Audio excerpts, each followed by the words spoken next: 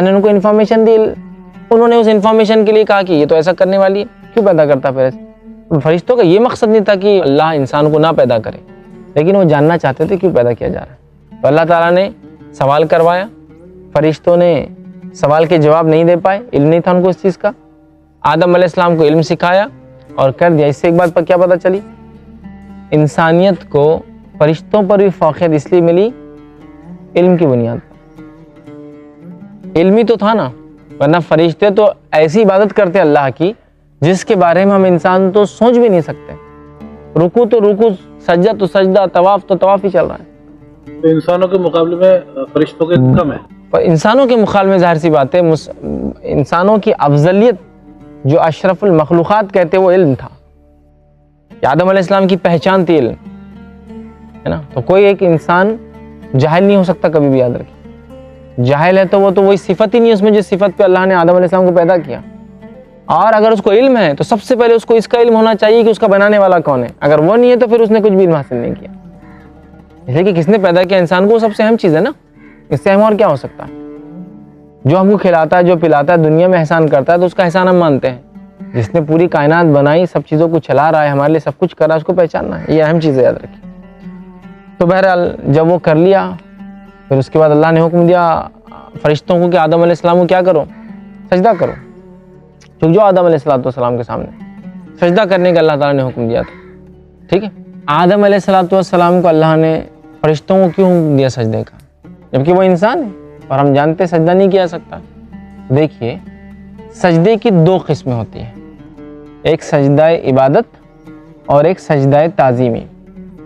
तो एक सजदा जो इबादत के लिए किया जाता है, ठीक है, और एक सजदा जो ताज़ीम एज़ अ रिस्पेक्ट किया जाता है, समझा। तो ये जो आदम अलैहिस्सलाम को फरिश्तों ने सजदा किया, ये सजदा ताज़ीमी था, सजदा इबादत नहीं था। आदम अलैहिस्सलाम की बरतरी बताने के लिए कि आदम अफजल है फरिश्तों से, इसलिए करवाया गया। ठीक है, इस वजह से। अब सवाल ये है कि क्या आज भी ये चीज़ लागू है कि इंसान दूसरे के सामने सजदा कर सकता है? तो याद रखिए, ये चीज़ अब लायक नहीं है, अब ऐसा कोई नहीं कर सकता है। नबी अकरम सल्लल्लाहु अलैहि वसल्लम के ज़माने में कुछ सहाबी रूम जाके आए, तो रूमी बादशाहों को लोग सजदा करते जब वो आते थे। तो वो सहाबी जब मदीना आए तो आप सल्लल्लाहु अलैहि वसल्लम आए तो उन्होंने भी वही करने की कोशिश की। आप सल्लल्लाहु अलैहि वसल्लम ने फरमाया, अगर मुझे सजदा ताज़ीमी का हुक्म देना होता तो इस उम्मत में मैं बीवी को देता कि शौहर को वो करे सजदा ताज़ीमी, लेकिन इसकी इजाज़त भी मुझे नहीं मिली। इस उम्मत में सजदा ताज़ीमी की अगर इजाज़त होती तो वो सिर्फ बीवी को होती कि शौहर को करे, लेकिन इसकी इजाज़त भी इस उम्मत में नहीं दी गई। मतलब हम लोगों के लिए, मुसलमानों के लिए, इस आखिरी उम्मत के लिए सजदा इबादत भी अल्लाह के लिए और सजदा ताज़ीमी किसी के लिए नहीं। मतलब सजदा ताज़ीमी है ही नहीं, इसमें सिर्फ इबादत है। ताज़ीमी सजदा ख़त्म हो गया हमारे लिए, वो हमारे लिए नहीं है। अब कोई सजदा नहीं, मतलब सजदा होगा तो सिर्फ और सिर्फ अल्लाह के लिए, अब कुछ नहीं बाकी। जैसा कि यूसुफ अलैहिस्सलाम को सजदा किया है ना उनके भाइयों ने, तो वो तब सजदा ताज़ीमी था। लोग बोलते बहुत सी बार कि आज भी हम लोगों के सामने झुकते हैं, वो इसलिए झुकते हैं कि वो सजदा ताज़ीमी नहीं।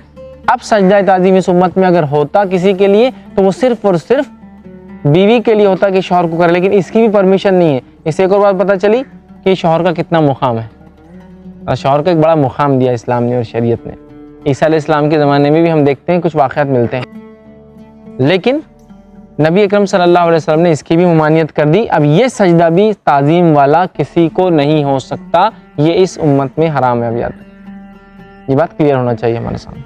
तो ये सजदा ताज़ीमी का जो अल्लाह ताला ने फरिश्तों को हुक्म दिया, सबके सब सजदा कर लिए सबने, सिवाय इब्लीस के, शैतान की। ठीक है, इसलिए कि उसने क्या किया, आबा वस्तकबर, उसने इनकार किया, तकब्बुर किया, वकाना मिनल काफिरीन, और काफिरों में सो गया अल्लाह ने कहा। तो बहुत सारी जगह कुरान में वाक़या आता है कि उसने क्या क्यों इनकार किया, वजूहात क्या थी, तमाम तर तफसीलात जो कुरान डिस्कस करता है। जाहिर सी तकब्बुर करना गुनाह कबीरा है, और ये बहुत बड़ा गुनाह है, क्योंकि ये वो गुनाह है जो शैतान ने सबसे पहले किया। उसने शिर्क नहीं किया, लेकिन सबसे पहला गुनाह उसने क्या किया, तकब्बुर किया। तकब्बुर करके अल्लाह के अहकाम को झुटलाया और काफिर हो गया। कि तो अल्लाह के हुक्म को झुटलाना, आदमी काफिर हो जाता। तो बहरहाल हमने देखा आदम अलैहिस्सलाम का वाक़या हम देख रहे हैं कि अल्लाह ने उनको जन्नत में जो है बनाया, फरिश्तों को सजदा करने का हुक्म दिया, इब्लीस ने, शैतान ने इनकार कर दिया।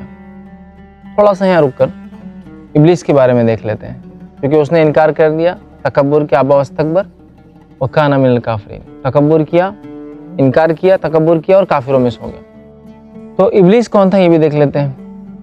क्या वो फरिश्ता था? क्योंकि हुक्म तो फरिश्तों को था सजदे का, फिर हम बोल रहे कि इब्लीस ने सजदा नहीं किया उसने और तकब्बुर किया। याद रखिए इब्लीस कभी भी फरिश्ता नहीं था, वो जिनों का बाप है। जैसा आदम अलैहिस्सलाम बाबाए इंस है, इब्लीस बाबाए जिन है, मतलब जिनों का बाप है। जिन अल्लाह ताला की एक मखलूक है जिसको अल्लाह ने आँख से पैदा किया। सही मुस्लिम की रिवायत है, नबी अकरम सल्लल्लाहु अलैहि वसल्लम फरमाया कि अल्लाह ने फरिश्तों को नूर से पैदा किया, जिनों को आँख से पैदा किया और आदम अलैहिस्सलाम को उस चीज़ से पैदा किया जिसका तज़किरा कुरान में, मतलब मिट्टी से पैदा किया। तो फरिश्ते नूरी मखलूक है, जिन नारी मखलूक है, नार आँख को बोलते हैं, और इंसान खाकी मतलब मिट्टी से बनी हुई मखलूक है। ठीक है, तो ये बाबाए जिन है, इस बात को याद रखिए। कुरान में आए थे कि सजदे का हुक्म दिया फरिश्तों को, तो फिर जिन कहाँ से आ गया उसमें? ये सजदे का हुक्म उसको भी था, क्योंकि अरबी के कायदे के मुताबिक ग्रामेटिकली जब मेजॉरिटी को खिताब होता है तो माइनॉरिटी इंक्लूड होती है उसके। तो ये अकेला था, लेकिन इसको पता था कि मुझे भी हुक्म, इसलिए तो जब अल्लाह ने पूछा तुमने क्यों नहीं किया, तो उसने ये नहीं कहा कि अल्लाह आपने तो फरिश्तों को बोले मेरे को कहाँ बोले। उसने ये कहा आदम से मैं ज़्यादा अच्छा हूँ, मैं खैर हूँ। क्यों? तो आदम को तो तूने मिट्टी से बनाया, अल्लाह मुझे आँख से बनाया, और मिट्टी क्या है, फेंकी जाए तो नीचे गिर जाती है और आँख जलाई जाए तो ऊपर की तरफ जाती। तो उसने कहा अना खैर, मैं बेहतर हूँ आदम अलैहिस्सलाम से। तकब्बुर किया उसने। तो इससे एक बात ये भी पता चली कि तकब्बुर बहुत बड़ा जुर्म है, बहुत बड़ा जुर्म। इसलिए कि शैतान की जो पहली खता और गलती थी वो यही था, जिसको हम तकब्बुर बोलते हैं। आगे हम और कुछ चीज़ें उसमें देखेंगे तकब्बुर से क्या नतीजा निकला, कि कुरान में कितने नबी हैं, मतलब कितने नबियों के नाम हैं, उनके तस्करे हैं। तो कुरान में कुल 25 नबियों के तस्करे हैं, 25 नबियों के नाम हैं, उनका तस्करा, उनका जिक्र है। इसके अलावा कुछ के तस्करे नाम नहीं है, लेकिन जिसको उलमा लिखते हैं कि ये शायद इस नबी का वाक़या था, लेकिन नाम नहीं मिलता है। तो अगर नबियों के नाम से अगर आपको चाहिए तो 25 नाम आते हैं अम्बियों के कुरान के अंदर, और बाइबल में कुछ नबियों के नाम आते हैं, लेकिन वल्लाहु आलम हम नहीं जानते, उसमें भी कुछ तस्करे आते हैं, जिसको बहुत सारे उलमा ने, अल्लामा इब्न कसीर रहमहुल्लाह और दीगर मुफस्सरीन ने, तफसीर तबरी में इमाम तबरी ने जो है ये कहा कि ये भी अम्बिया होंगे, इसलिए कि बाइबल में या तौरात में, तालमुद में, इंजील में उनका तस्करा है।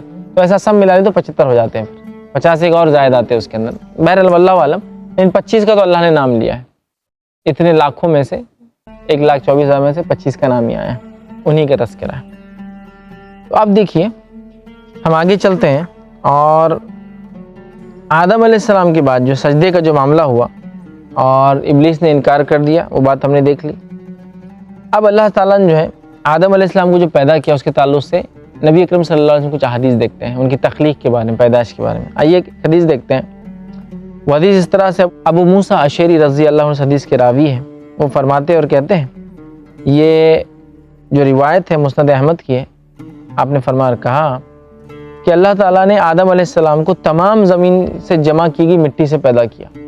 इसीलिए आप इब्ने आदम के इतने कलर होते हैं, कोई सियाह फाम डार्क रंग का होता है, कोई जो है गोरा होता है, ठीक है, कोई पीला होता है, मतलब कलर के एतबार से, और उसके बीच के जितने आपने फरमाए कलर सब होते हैं उसके अंदर। और क्योंकि मिट्टी अलग अलग जगह से उठाई गई थी, तो इब्ने आदम का मिजाज, इंसान के मिजाज में वो बातें आ गई, कुछ नरम मिजाज होते हैं, कुछ सख्त मिजाज होते हैं, वो मिट्टी का असर है वो, और उसकी वजह से रंगत भी हमारी मुख्तलिफ होती है, कलर, और साथ में मिजाज जो होता है ना सख्त और नरम, वो भी मिट्टी का असर है, जिस मिट्टी से हमको पैदा किया गया, ये हमारे वालिद आदम अलैहिस्सलाम को पैदा किया गया। तो ये हदीस बिल्कुल वाज़ेह कर रही है कि हमारे रंग, हमारा मिजाज, हमारा रंग और मिजाज ये उस मिट्टी पे डिपेंड है जिससे हम बने हुए, मुख्तलिफ जो लोगों के मिजाज होते हैं। बहरहाल आदम अलैहिस्सलाम से पहले क्या दुनिया थी? देखिए उसको हम ऐसा कह सकते हैं कि जिस तरह से आदम अलैहिस्सलाम को अल्लाह ने बनाया, उनकी फितरत में ख़ता करना है, इसलिए इंसान खता करता है, वो भूल गए।